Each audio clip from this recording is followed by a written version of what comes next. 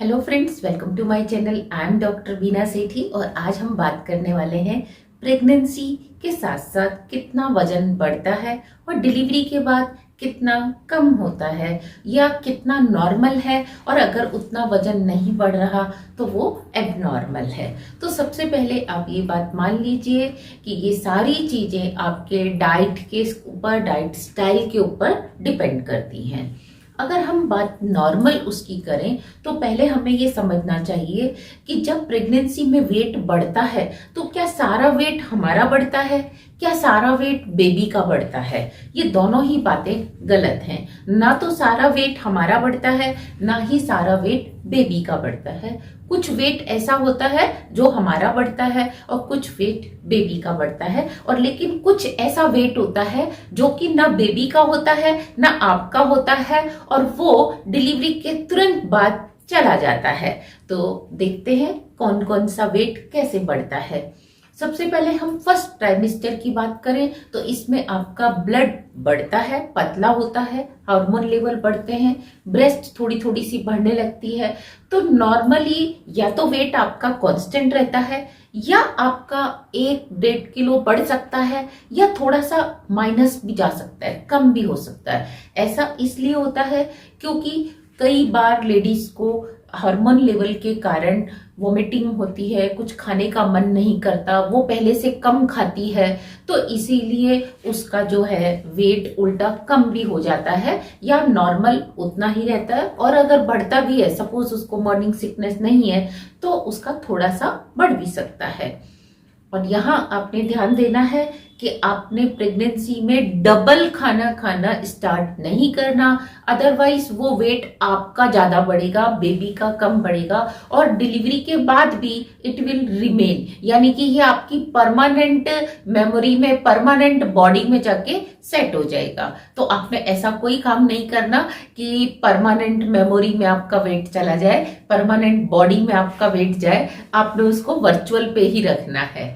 और second trimester में धीरे धीरे जब बेबी बढ़ने लगता है, सेकेंड ट्राइमेस्टर जब स्टार्ट होता है तो ऑलमोस्ट बेबी का वेट तो 25 ग्राम ही होता है। तो आप कहेंगे फिर इसमें वेट क्यों बढ़ गया?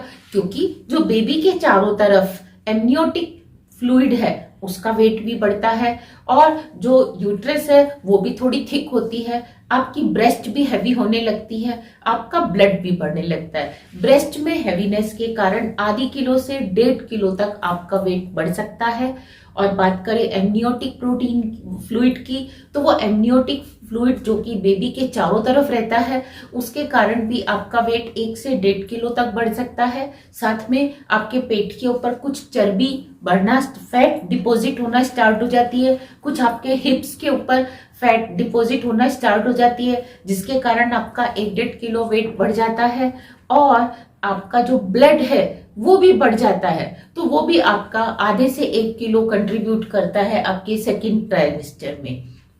लेकिन जैसे ही आपका थर्ड ट्राइमेस्टर आता है तो उसमें आप देखेंगे कि एवरी वीक आपका वेट बढ़ता है, और एवरी वीक अगर आधी किलो, 1 किलो या 700 ग्राम, 800 ग्राम आपका वेट बढ़ रहा है तो ये एक तरह से नॉर्मल वेट है।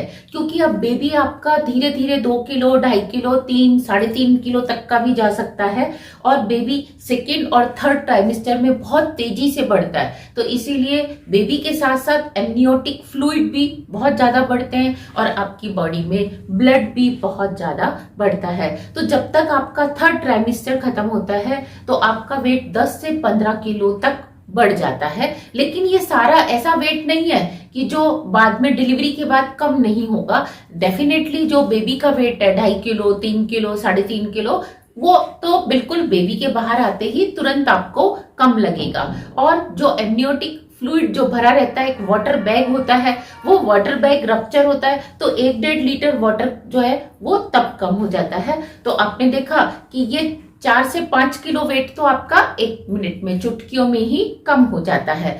और अगर आप उसके बाद धीरे धीरे प्राणायाम करती हैं, एक्सरसाइज करती हैं और डाइट का ध्यान रखती हैं, तो ये जो आपको 10 किलो वेट दिख रहा है, किसी के केस में ये 8 किलो भी हो सकता है, तो ये बहुत जल्दी जैसे ही आप ब्रेस्ट फीड कराना स्टार्ट करती हैं और अपनी डाइट के ऊपर ध्यान रखती हैं तो वो डे बाय डे कम भी हो जाता है। और आपने देखा होगा कि जब तक आप ब्रेस्ट फीड कराते हैं तो अगर थोड़े ज्यादा टाइम तक कराते हैं तो वेट और भी जल्दी कम होता है। यहाँ आपने इसी बात का ध्यान रखना होता है कि आपने साथ साथ अपना नॉर्मल काम भी करते रहना है, साथ साथ बेबी को भी फीड कराना है, और आपने जो डाइट लेनी है उसमें जंक फूड बिल्कुल नहीं लेना, बल्कि ड्यूरिंग प्रेगनेंसी और जब तक आप बच्चे को फीड करा रहे हैं और उसके बाद भी आपने न्यूट्रिटिव डाइट लेनी है, यानी कि ऐसी डाइट लेनी है जो कि बहुत ज्यादा पौष्टिक है। उसमें आप जितना रॉ खाएंगे, यानी कि ऐसा जिसको पकाना नहीं पड़ता, चाहे वो सैलेड है, चाहे वो फ्रूट है,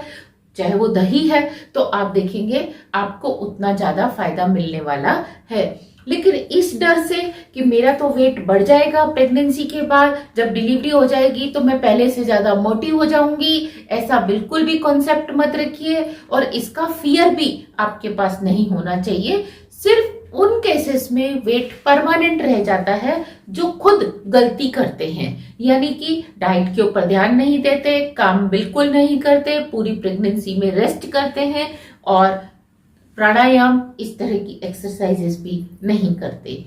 तो सिर्फ डर की वजह से प्रेगनेंसी को पोस्टपोन करना is not a good sign. आप प्रेगनेंसी को एंजॉय करें, बाद में बेबी के साथ आप अपनी लाइफ को एंजॉय करें। वेट की चिंता छोड़ दीजिए, क्योंकि वेट के लिए तो बहुत सारे डाइटिशियन भी बैठे हैं, बहुत सारे जिम भी खुले हुए हैं, आप वहां जाके भी अपने वेट को कंट्रोल कर सकते हैं। और सबसे बड़ी चीज, यहाँ जाने की भी जरूरत नहीं है, आप YouTube पे सर्च करके बहुत सारी चीजें सीख सकते हैं, अपने वेट को कंट्रोल कर सकते हैं। लेकिन प्लीज इस कारण से अपनी प्रेगनेंसी को पोस्टपोन या उसके डरना, उसके फियर को पालना is not a good sign. और बात अगर हम कैलोरीज की करें तो अगर आप घर पे ही काम करती हैं तो आपको लगभग 1600 कैलोरीज के आसपास लेना चाहिए जो फूड, वो अपने लिए, और 200 से 300 आपको अपने बेबी के लिए लेना चाहिए, 200 से 300 कैलोरीज। लेकिन अगर आप ज्यादा फिजिकल वर्क करती हैं, जॉब भी करती हैं और वो भी आपकी काफी फिजिकल वर्क वाली है,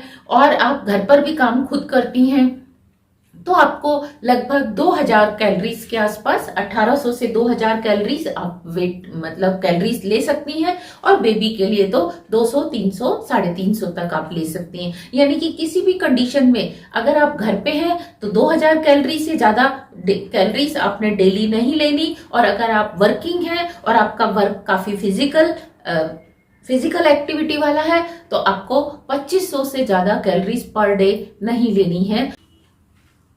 हाँ, ध्यान रहे आपको जो फ्रूट और फूड लेना है वो ऐसा लेना है जिसका जीआई इंडेक्स कम है, यानी कि ग्लाइसेमिक इंडेक्स जिस फ्रूट का कम है, अगर आप उसको ज्यादा कंज्यूम करेंगे तो आपका वेट बढ़ने वाला नहीं है, बल्कि उसके जो जितने भी न्यूट्रिएंट है वो तो आपके बेबी को जाएंगे और आपके पास भी जाएंगे, लेकिन वेट आपका कंट्रोल्ड रहेगा। तो इसके लिए कौन से फ्रूट ऐसे हैं जिनका जीआई इंडेक्स कम होता है, उसको हम कैसे पहचाने और उनसे हमें क्या फायदा होने वाला है, ये आप हमारा एक डेडिकेटेड वीडियो है जीआई इंडेक्स या ग्लाइसेमिक इंडेक्स, आप उसको जरूर देखें। उससे ना सिर्फ प्रेग्नेंट लेडी को बल्कि औरों को भी जो कि प्रेग्नेंट नहीं है इससे हेल्प मिल सकती है, वो अपने वेट को कंट्रोल कर सकते हैं। Thank you very much, all the very best.